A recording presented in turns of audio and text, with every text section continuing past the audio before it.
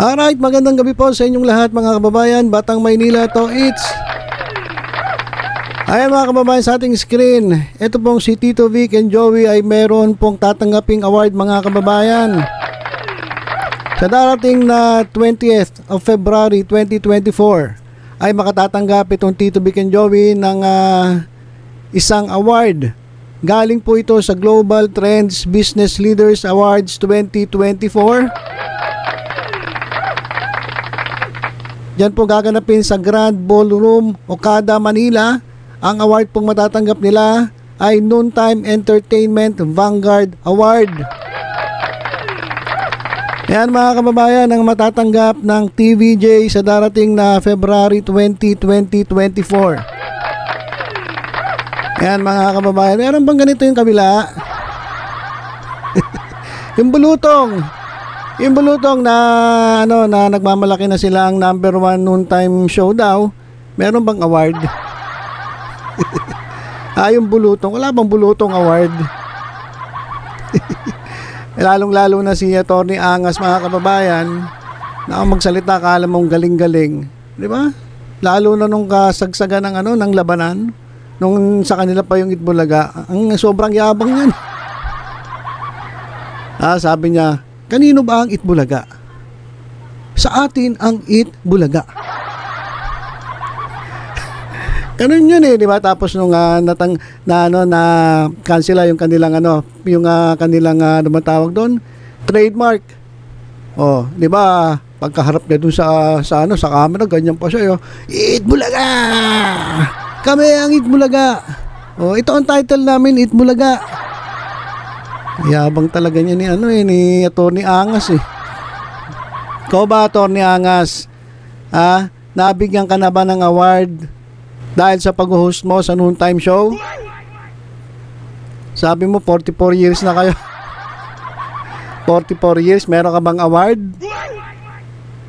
Atty. Angas? Kapal na mukha. So, walang award ang bulutong mga kababayan. Maging yung ibang noontime show na kasabayan, nako bibihira makatanggap ng award. Ito, pagdating sa noontime talaga, noontime entertainment, ay wala po nga makakapantay sa Tito Vic and Joey. So ito, magbasa tayo ng konting mga comments dito. Halos lahat ito ay congrats TBJ. Yan, halos lahat naman po yan ay congratulations dito po sa iconic trio Tito Vic and Joey.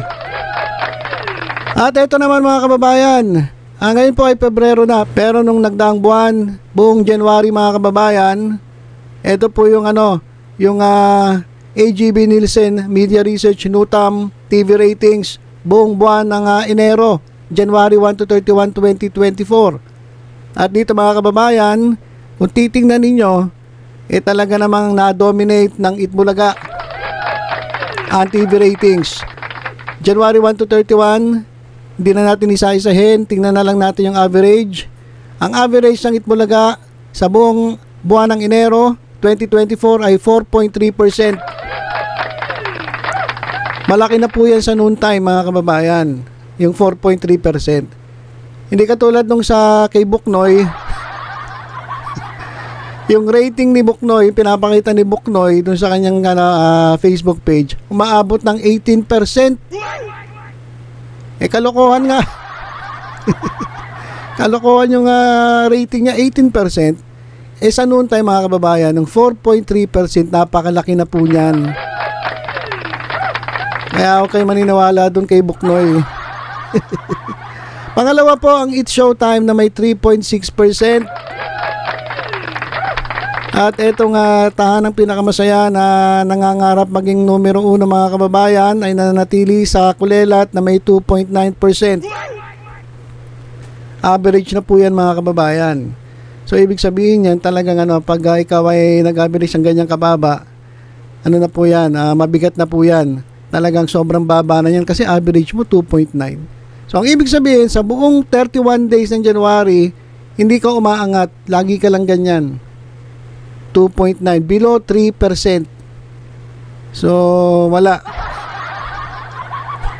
walang sinabi. Hindi katulad ng Itbulaga, 4.3%. It's Showtime, humahabol, merong 3.6%. Kaya sabi nila mga kababayan, dapat hindi na pinag-uusapan itong tahanang pinakamasaya. Dapat isinasantabi na yan eh. Kasi hindi na sila kasali sa sa labanan ng noontime eh. Kasi naglalaban ngayon mga kababayan, pagdating sa noontime, ay etong Eat Bulaga at etong Eat Showtime. Kaya wag niyo nang pansinin itong si Buknoy kung mag-post siya na number 1 sila kasi kantar yun, kantarantaduhan nyo.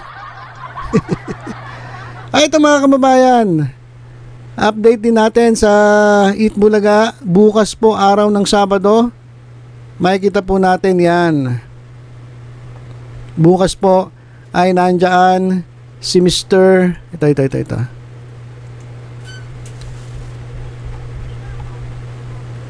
Yan, nandyan po bukas, February 3, 2024, si Mr. Aga Mulak.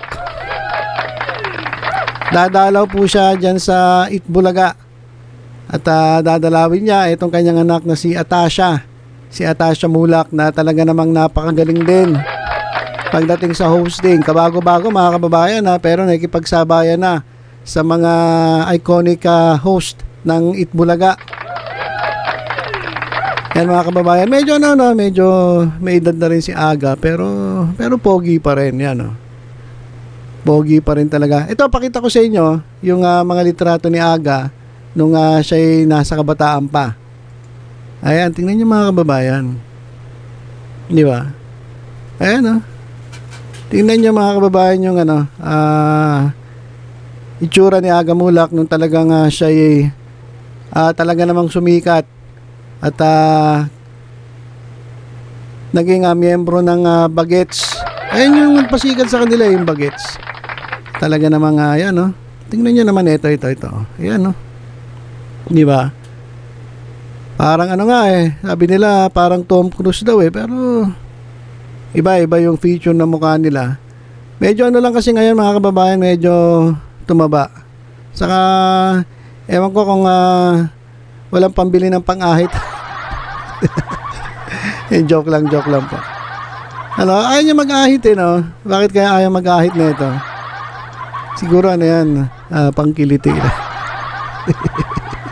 So ayaw niya mag-ahit kasi tingnan niyo yung itsura niya kapag pag hindi naka-ahit. Yan pag napakalinis ng mukha. Ayan tingnan niyo mga kababayan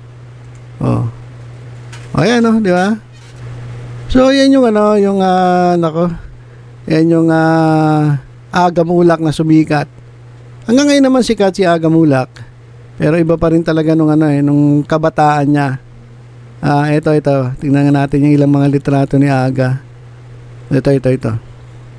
Ito yung Pet Malu mga kababayan Ayan di ba? Ayan mga kababayan, tingnan nyo. Di ba? Kaya marami rin nabigani dito Di ba? Ibang-iba talaga. Sabi mga litrato rito si ito yung ilang litrato ng pamilya. Yan, si Atasha at ito si Andres. Medyo payatot pa si Andres dito pero ngayon maganda na katawan ni Andres Mulak So yan mga kababayan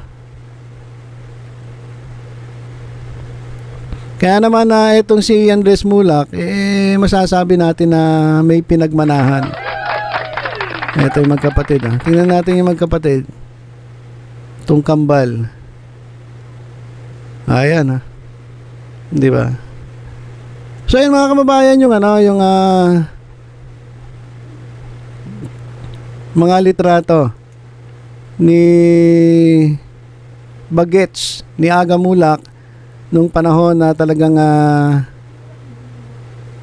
sila ay mga heartthrob sa telebisyon, sa pelikula. Grabe yung kasikatan nila noon. Kaya bukas abangan natin si Aga Mulak. Di natin alam kung anong gagawin niya. Sasayaw ba to? Kakanta? Dadalaw si Aga Mulak dyan po sa Eat Bulaga. Alright, so yan lang po muna mga kababayan ang update natin dito sa Eat Bulaga. Muli, congratulations kay Tito Vic and Joey sa kanilang tatanggaping award, Noontime Entertainment Vanguard Award. Yan po sa Grand Ballroom Mocada, Manila. February 20, 2024. Ito po ay handog ng Global Trends Business Leaders Awards 2024. So ayun lang muna mga kababayan, tutok-tutok lang sa Batang Maynila to at sa iba pang updates. Ingat po tayong lahat. God bless.